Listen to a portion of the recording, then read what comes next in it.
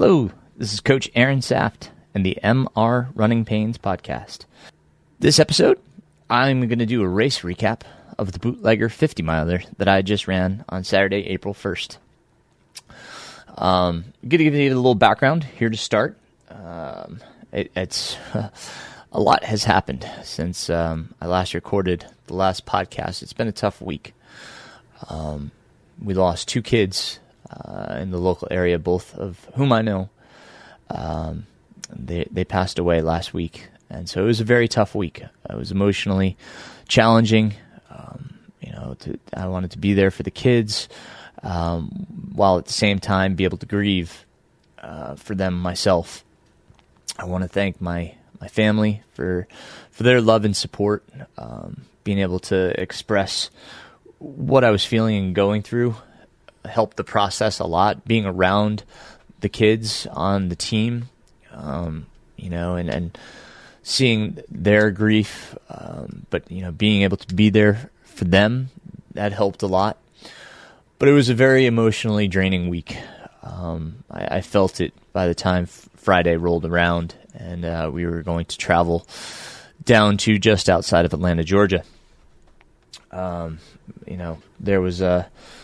There was a lot to take in.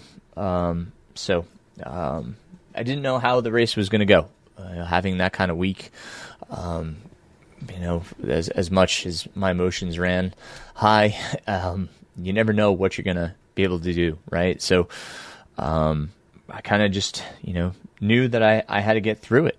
The reason I was doing this race, I needed a qualifier in order to run the Vermont 100. So that was my big reason for doing this race. Now, keep in mind, this was actually a backup race. I was originally scheduled to do the Rim Runner 50 miler in Tennessee, and that race unfortunately had to be canceled due to the closure of the park.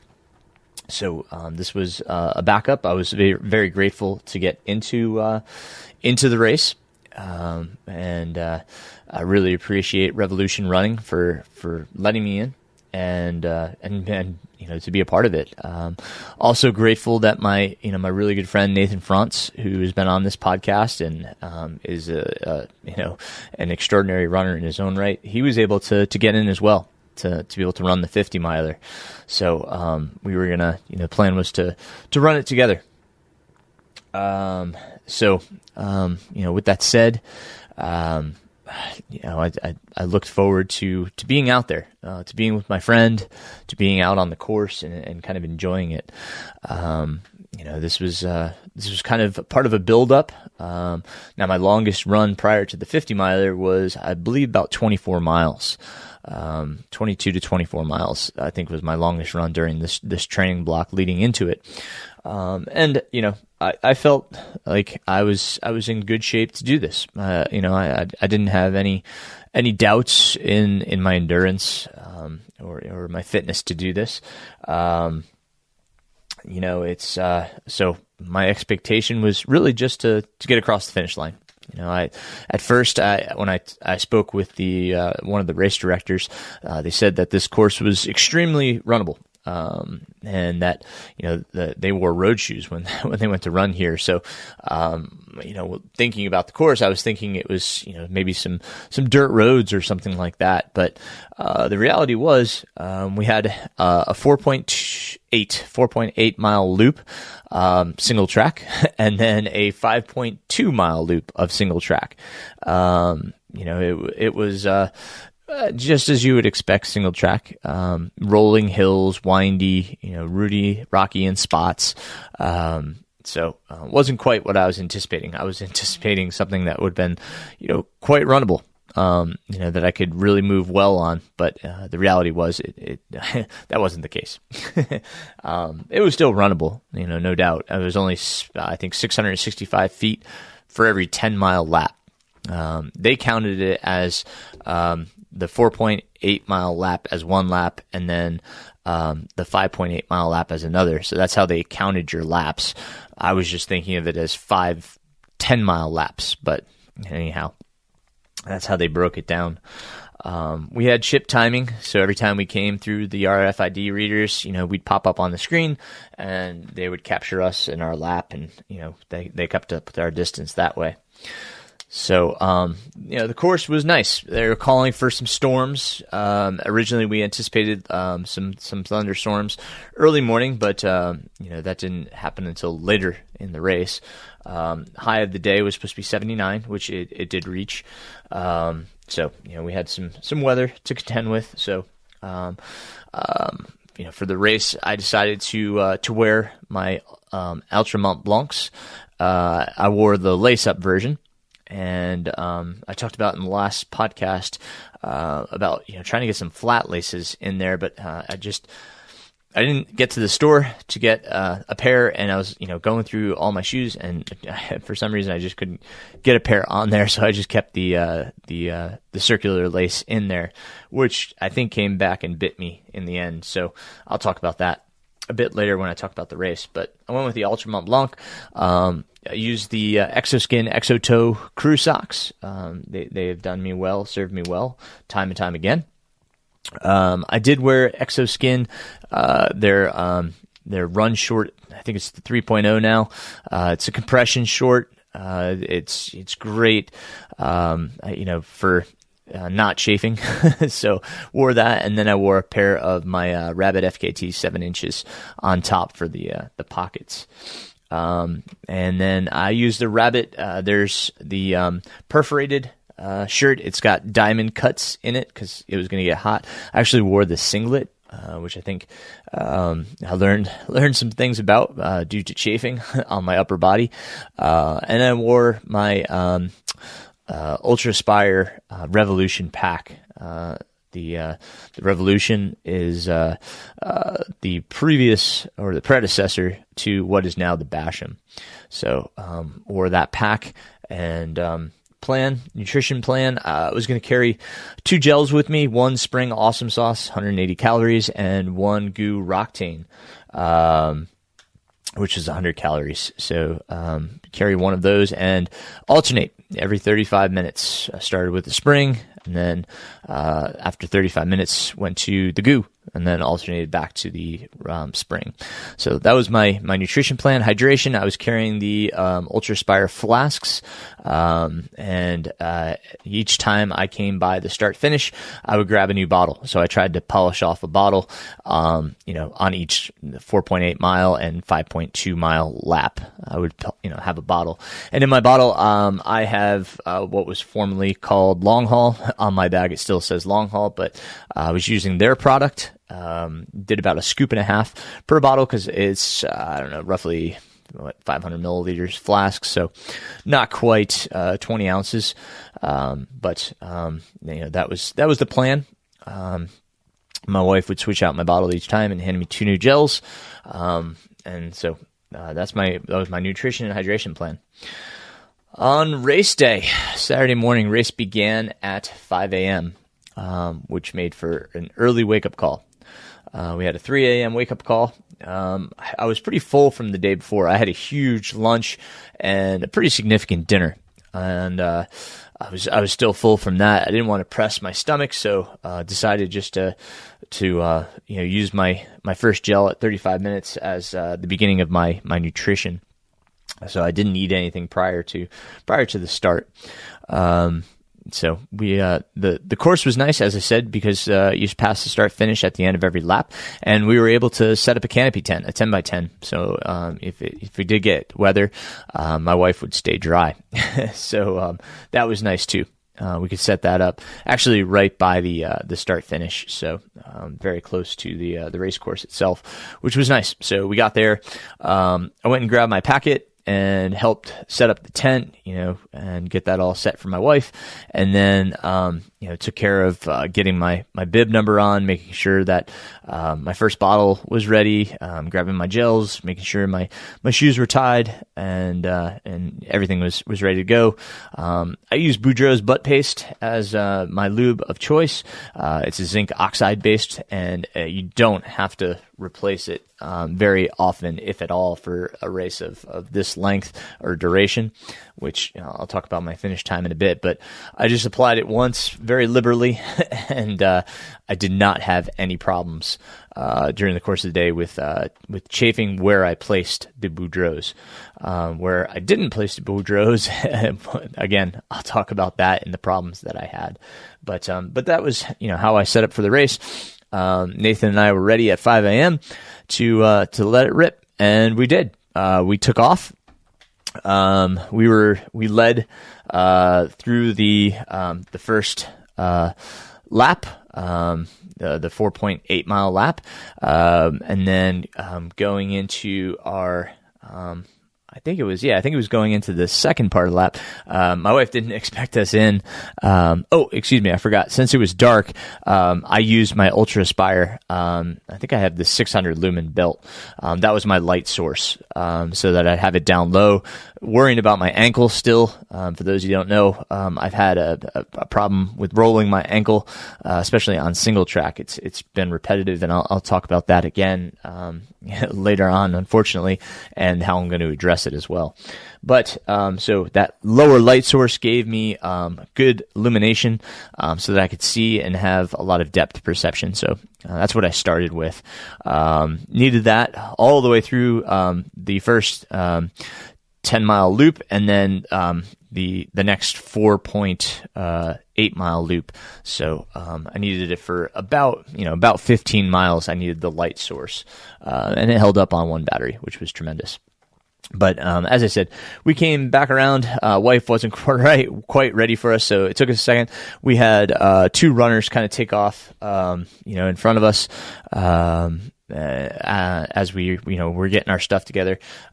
So we sat basically in third and fourth place, going into the next part of the course here. The funny thing was we really didn't see those runners. We got back into the aid station after our 5.8 mile lap. I did see, it was one woman that passed us. I did see her. Didn't see her go back out, so I wasn't sure if she was ahead of us or not. Again, we weren't really sure where we were at. So we just went back into the 4.8 mile lap. Okay, so we've covered 10 miles now and going into back into loop 1, which I'll just refer to it as loop 1 and loop 2 now. So loop 1, went back into it. We got around, and we were just running, enjoying it, talking, having fun. We saw an armadillo. That was pretty cool. Both of us were feeling fine. Nutrition was going down fine. I was sticking to my 35-minute interval, alternating between spring and goo. And I was tossing down a bottle every lap. And if I had any left when I approached the finish area, I just chugged it and then, switched out my bottle and kept going. So, we completed the second time through loop 1, and now we were going on to our second time for loop 2. As we were coming around, we were just coming down this single track. It's light enough now. I didn't need my light. I could see just fine. Didn't see anything in the trail, but my ankle went over. And that was around mile 19, and oh man, it hurt for sure. Didn't feel too severe, but it definitely hurt. Kind of made me nauseous, which got me worried because of the pain. When it's that bad to kind of make you nauseous, you're kind of questioning your choices. Like, do I keep going? And that was the hard thing. I didn't want to have to go back out and find another 50-mile race to get in my qualifier for Vermont. This was my shot. My family had sacrificed their weekend to come here. My wife was out there. Nathan was out there. It was a really, it was a tough moment because my ankle was so sore. I couldn't put weight on it. I was hobbling. I was favoring it. I was trying not to, but it didn't want to move on the uphills. I couldn't get the flexion out of my ankle. It wouldn't. I had to get up on my toe because I couldn't flex my ankle enough to get up an uphill with my normal foot strike, which was really tough. And so we made it back in. I told Beth I had sprained it again. and she checked it out. She said it looked okay. I had a compression wrap that I put on over my sock, kind of cleaned out my shoes, put that on, laced back up, and headed back out. And we got moving. We got maybe, I don't know, trying to remember. We're back on loop 1 now, making our way around. And Nathan stayed with me. To his credit, I was really struggling. It hurt so bad, that left ankle. And we got back in after the loop 1. So now we've completed basically 25 miles. We're halfway through, and my ankle is still killing me. And I told Nathan, hey man, like I'm gonna struggle, and it's gonna it's gonna slow us down. So why don't you just go ahead? We weren't sure if there was anybody ahead of us. We thought maybe there was one person ahead of us at the point, and I said, hey, just go, man. Like, go win this thing. Go run your race. Like, I don't want to you to sacrifice your race because of me. If I can't make it, I can't make it.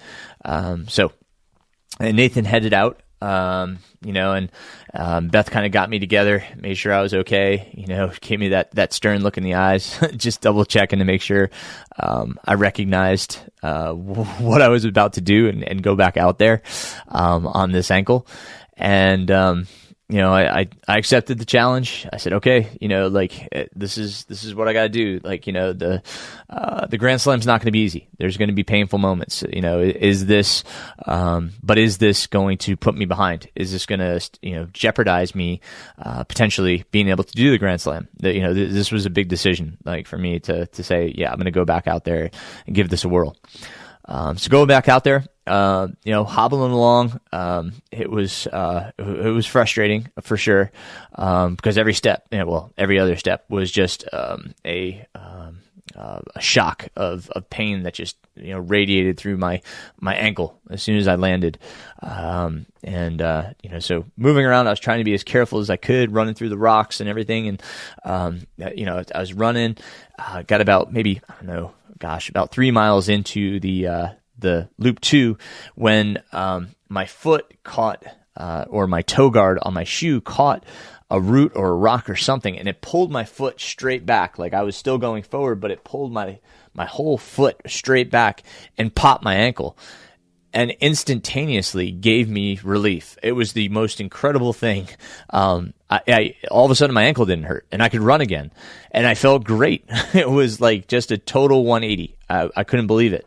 And so I started running, and lo and behold, there's like a good little switchback section going up this small little climb, and there was Nathan. I could see Nathan, and I said hey, and I made chase. I started singing Duran Duran, Hungry Like a Wolf, for those of you that know that song. So I went on the hunt. That was in my mind. I'm gonna get back up to Nathan so I can run with Nathan. And it took me probably about 1.5 miles, and I caught up to Nathan, got back up with him, we finished loop 2 together. So we had completed 30 miles. So we got 30 miles down, 20 miles to go, and my ankle was surprisingly in good condition. It actually felt really good. So we got back in, everybody's checking on me, and I told them what happened, and everybody couldn't believe I was okay, having hobbled in, the lap before, I guess the last 2 laps I had hobbled in. So anyway, we headed back out for, loop 1.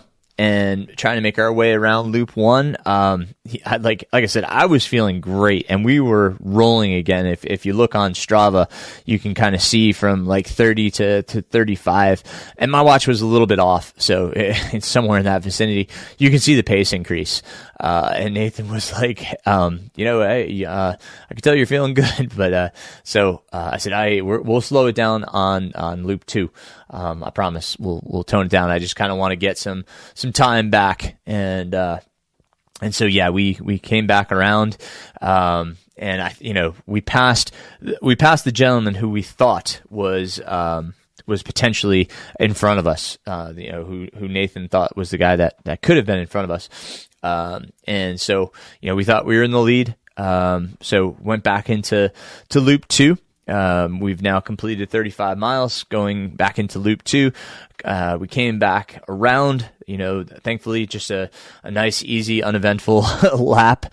And, we came back in and somebody, I think, Beth overheard saying that, he believed he was in the lead. Leading the whole thing. That's what he was telling his kids and everybody around him is, I'm in the lead. And so, Nathan and I kind of left scratching our heads. We had 10 miles left to go. We finished 40 miles and now we're second guessing. Are we in first and second or are we in, second and third? So, we were just kind of trying to talk it out, like, who could potentially be in front of us and how could he potentially be in front of us, because they had just checked the timing system and said that we were in the lead and that, this person claiming they were in the lead was a lap behind us. And by lap, I mean, 10 miles behind us. So, the reality was, like, did they miss 2 timing mats? Did they somehow miss this runner twice? Because, technically, according to the timing system, he was 10 miles behind us, which would mean that he missed the timing mat twice. So we were kind of scratching our heads. We kind of ran. We were on. We made it through loop 1, and still kind of, the curiosity was there. So we went back into loop 2, and my foot was just starting to throb. The one that I was wearing the compression on, as well. Oh, excuse me. Let me go back. In loop 1, my foot was really bugging me. It was really starting to throb, I think from the compression sleeve. So, I took off my shoe and, took that sleeve off, and that instantaneously made it feel better.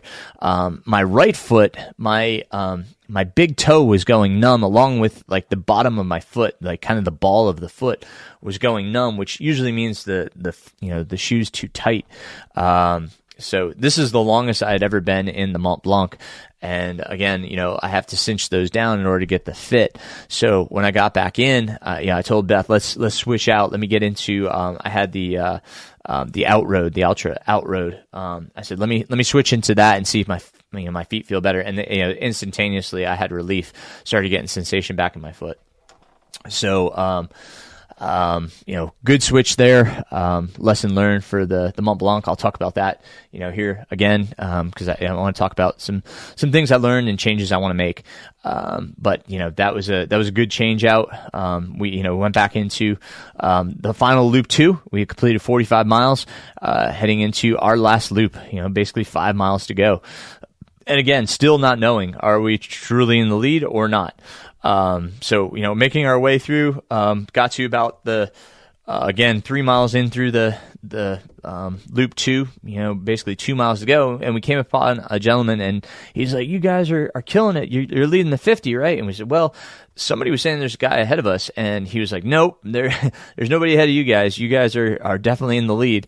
So, we kind of took solace in that, and we're like, well, I guess we'll find out in 2 miles, which, if you ever do a loop course, it seems like the loop gets longer and longer every time.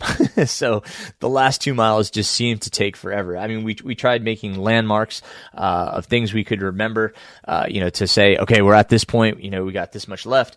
But it just seemed to take, forever to get through it. Feet were doing much better. Still kind of hurt a bit on the uphill. My left foot was pretty sensitive. I guess from the swelling that was taking place from the ankle roll. So I can't say it was 100%, but it was definitely, still a bit painful.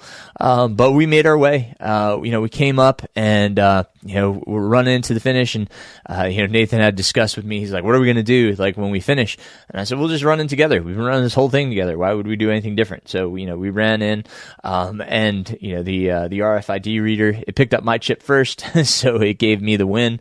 But Nathan was right there with me. We finished in, just over 9 hours. And it was a great race. Weather didn't come in until, let's see. Yeah. When we were, basically on loop 2 between miles, that would have been, 35 to 40. is where the weather came in. We had a pretty good thunderstorm, a drenching rain.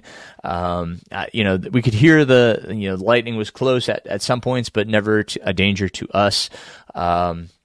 The rain was pretty heavy. If it had been much longer, we might have gotten in trouble because we didn't have our rain gear and it was cold rain. But then as soon as the rain stopped, like I said, it didn't last long. Sun came up, so it did get warm, but never too, and it wasn't too bad. I mean, it was hot, but like I said, 79, so not too bad. We made it through pretty much unscathed in that regard. So we finished. It was wonderful, absolutely wonderful. I took off my pack and realized my pack and perhaps the perforations in the shirt had really chafed my chest and my back where the bottle sits. I could definitely feel some really, not just chafing, but, pretty much like, just kind of, like abrasions, like, it was really scratched up. Definitely some points of contention, some lessons learned. I love those shirts, but I think it chafed me too much with those diamond cuts. So I probably won't wear those in a race again or for any length like that. Wouldn't have to lube up my whole torso just so I don't get chafed. I did have to kind of go under my arms because I did wear a singlet. I hadn't worn a singlet in forever, but I really was worried about the heat. So I had to apply I used some squirrel's nut butter, on my lats to kind of, make sure I didn't chafe there because I was starting to feel it. So I wanted to address that. That was pretty early in the race though. Noticing that, my arm swing was kind of rubbing my lats. So, I addressed that pretty quickly.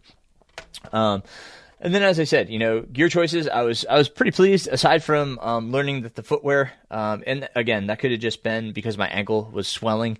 I was getting that numbness on the right foot, which wasn't the ankle I sprained. I want to say that, for longer races, I'll probably go back to the Olympus. I definitely want to get this ankle 100%. I've already reached out to my physical therapist, Miriam Saloom, at the Runner's Mechanic, and said, hey, I need to make a plan to get this ankle back to 100%. Like, it's not getting better. I keep rolling it, I'm trying to give it the opportunity to heal. But every time I go on single track, I roll it, and I've been staying off single track as much as I can. I also feel like my back's pretty sore. My quads are pretty sore. Now that could be, I was talking with my coach, Patrick Regan. We had a kind of a recap today to go over the race. And, man, I just,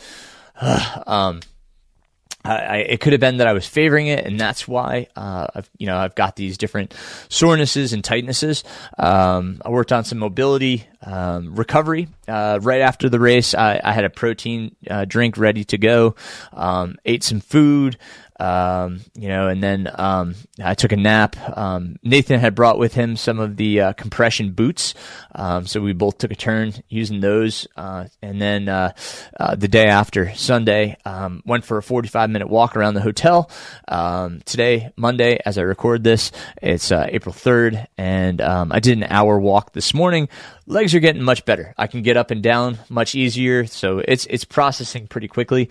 But I do want to reintroduce some core work.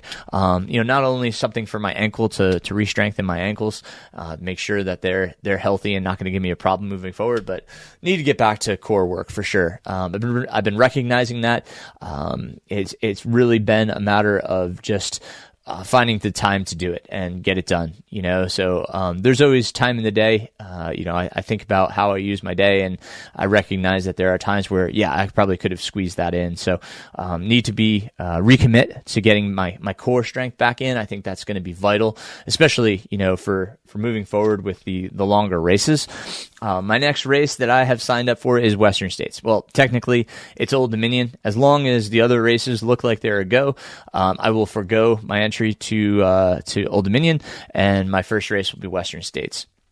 Between now and then, I'm just going to recover. As I said, I've just been doing some walks. My conversation with Patrick this morning, we just said this week, it's just whatever my body needs. I'm going to keep him updated as the week goes on, potentially, start running again, maybe Saturday. Definitely going to take, this week just super easy, and just relax. Definitely be walking around tomorrow. Got a field trip with my daughter that's going to require a lot of walking, so going to enjoy that time with her, and just get a good walk in. So just recovery this week, focusing on calories.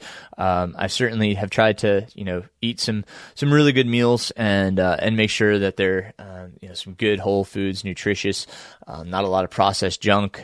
Been trying to stay away.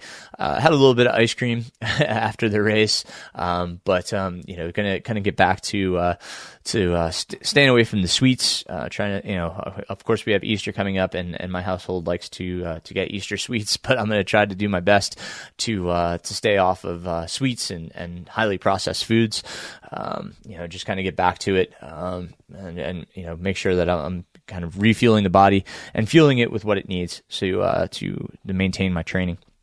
So, that's kind of my summation. I've never had a problem with that pack chafing me in the past. Again, I think it was more the shirt.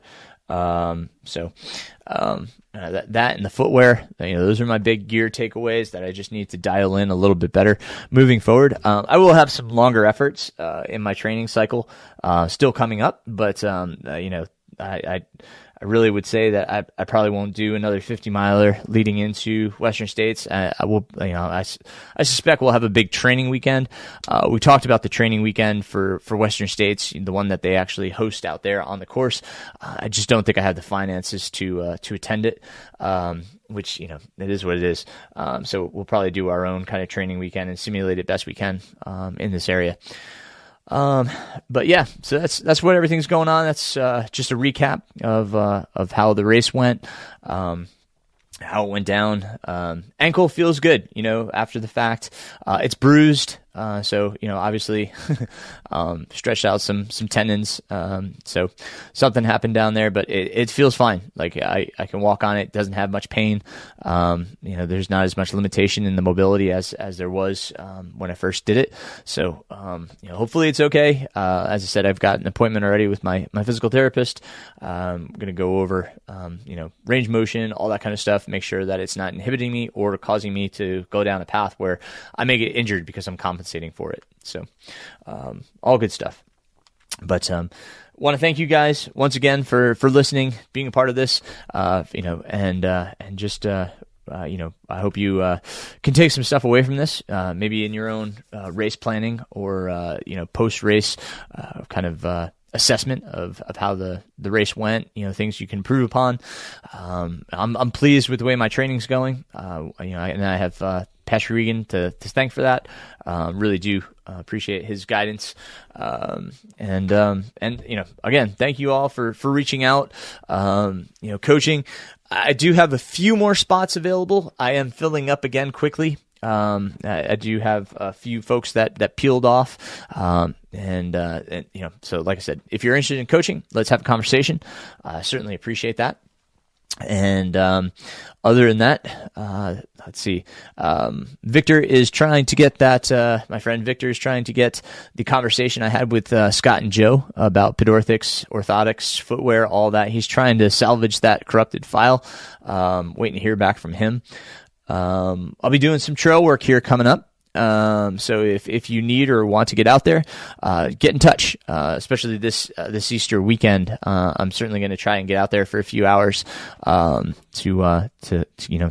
get some work done. I need 16 volunteer hours for the races that I plan on doing. So, but let me know. Happy to have you out there, and happy to get the work done. So, be in touch. Okay. And if you have any questions, comments, concerns, things you want to bring up or hear on the podcast, or have a specific guest, or you yourself be the guest, please do reach out. All of my connections are in the show notes. Please, any which way is easiest for you. I'm happy to get those messages. So thank you all very much. And until next time, keep running, my friends.